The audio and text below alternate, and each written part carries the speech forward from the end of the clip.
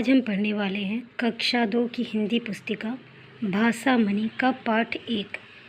पाठ 1 में कविता है फूलों से नित हंसना सीखो।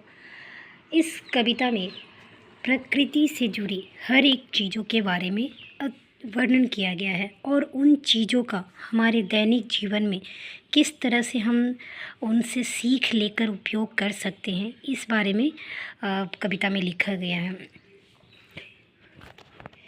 सबसे पहले तो इस कविता में जो प्रकृति जिसे कि भगवान ने बनाया है, ईश्वर ने बनाया है, उसके बारे में वर्णन किया गया है।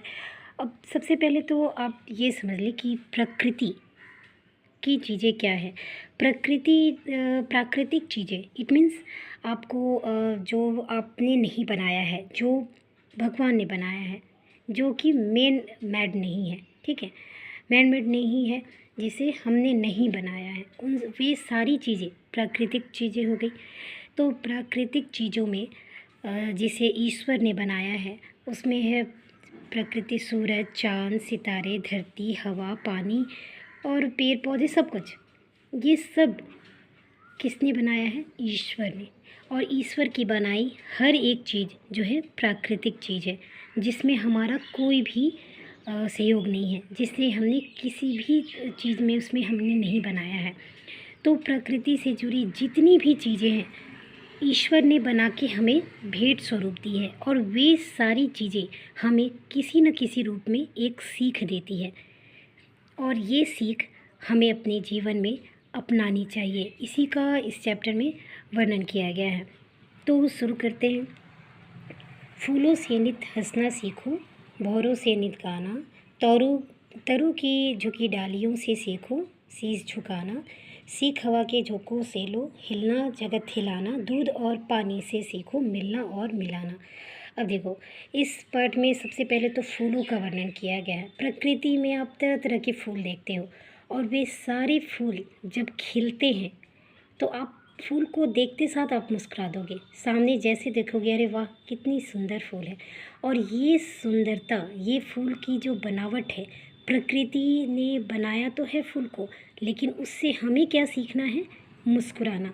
जिस तरह प्रकृति में खिला हुआ फूल अपने खिलने के साथ साथ मुस्कुराहट को फैलाता है, उसी तरह हमें अपने जीवन में हमेशा खुश रहना चाहिए, मुस्कुराते रहना चाहिए। और चाहे कितनी भी परेशानियाँ आए, अब सोच के देखो कि जितने भी फूल हैं, आप उदाहरण के लिए गुलाब का फूल ही ले लो। गुलाब का फूल की क्या विशेषता है? क्योंकि उसकी जो पेड़ रहते हैं, उसके जो तना रहते हैं, पत्ते रहते हैं, उसके बीच में क्या है? कांटे रहती है। इतनी सारे कांटों के बीच वो जब गुलाब खिलता है तो कभी उसमें ज़रा भी उदासी देखते हो? नहीं ना।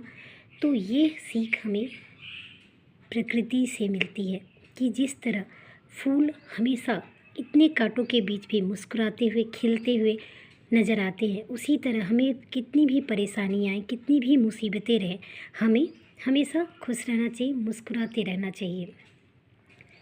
तरु की झुकी डालियों से सीखो शीश झुकाना। अब देखो, तरु की झुकी डालियाँ मतलब पेड़ की जो डालियाँ हैं, जब आप देखोगे पेड़ बड़े हो जाते हैं और उसमें फल फूल लग जाते हैं, तो वो क्या है, फलों जब लग जाते, फलों से लदे हुए पेड़ क्या होते हैं? वो झुक जाते हैं, उनकी डालियाँ जो है नीचे की ओर लटकती हुई दिखाई देती है। क्यों लटकती है? आप सोचे हो कभी? क्योंकि उसमें जो फल लग जाते हैं, फूल लग जाते हैं, तो उनकी बोझ जो डालियाँ हैं उनका भार सहन करती है और वो झुक जाती है, ठीक है। तो प्रकृति हमें इसमें भी यही सीख देती है कि आप चाहे जितनी भी ऊंचाई तक पहुंच जाओ, कितनी भी तरक्की कर लो, लेकिन अपनी आत्मसम्मान, अपनी जो अपने स्वभाव में कभी भी उस तरह की जो अहंकार जो होता है वो मत लाओ, हमेशा नॉर्मल रहो। शीश झुकाना का अर्थ ये नहीं है कि किसी भी बड़ों के आगे आके सर झुका के खड़े हो जाना, ये नहीं। सर झुकाना का अर्थ है चाहे आप कितनी भी तरक्की कर लो, अपनी अहमियत को मत भूलो और अपना संस्कार को मत भूलो। बड़ों के सामने जो आप बड़े को देख के आप प्रणाम करते हो ना, नमस्ते करते हो ना, तो ये होते हैं संस्कार। बड़े को देख के उसे नम्रता दिखाना। नम्र हो जाना। ये नहीं कि आप ऊंचाई पे चढ़ ली, आज पढ़ लिख के आप जब बड़े अफसर बन जाओगे तो ये नहीं कि आपको अहंकार हो जाए, बिल्कुल नहीं। जिस तरह की पेड़ जब बड़ा हो जाता है, उसमें फल, लताएं में फल आ जाते हैं, फूल खिलने लगते हैं, तो वो झुक जाता है। ये नहीं कि तन के वो सीधा खड़ा रहता। मान लो वो तन के सीधा खड़ा रहता तो एक भी फल क्या उसमें लग पाते? नहीं। तो यही सीख हमें प्रकृति देती है कि चाहे जितनी भी ऊंचाइयों को छू लो, कितनी भी बड़े बन जाओ, लेकिन अपने इस गुण को कभी मत भूलो कि बड़ों का इज्जत करना, सम्मान करना, आदर करना, ये सब संस्कार में हमेशा होनी चाहिए। सीख हवा के झोंकों से लो, हिलना जगत हिलाना। अब देखो हवा क्या सिखाती है। जब हवाएं तेज चलती है तो पेड़ों की लताएं, पेड़ों की टहनियाँ हिलती झुलती झूमने लगती है, झूमने लगती। हिलना और हिलाना इट मीन्स ये नहीं कि आप पकड़ के किसी को हिलाओ, बिल्कुल नहीं। हिलना और हिलाना इट मीन्स होता है कि आप जिस तरह हवा की लहरों से लताएं, पेड़े की जो टहनियाँ हैं वो झूमने लगती है, खुश हो जाती है, वो आपको भी बनना है कि आप हवा के झोंके की तरह बहो, ताकि आपको देख के कोई भी खुश हो जाए, झूम उठे। दूध और पानी से सीखो मिलना और मिलाना। दूध में कभी आप पानी मिला के देखो और उसके बाद आप उसमें कभी ढूंढ नहीं पाओगे कि पानी कहाँ गया। और पानी का रंग दूध में इस तरह से घुल मिल जाता है कि आप चाह कर भी उसे अलग अलग नहीं कर सकते हो। तो ये सीख हमें दूध और पानी से कि हमें किसी भी जगह कहीं भी जाओ और इस तरह से घुल मिल जाओ वहाँ के वातावरण में, वहाँ के माहौल में इस तरह से ढल जाओ कि पता ही ना चले कि आप कहाँ से, किस जगह से हो और कहाँ पे आपका स्थायी है। आपका नेचर ऐसा होना चाहिए, स्वभाव ऐसा होना चाहिए कि आप सबके साथ घुल मिलकर एक अपनी अलग पहचान न बनाकर उनके साथ घुल मिलकर उनकी पहचान बन के रह जाए।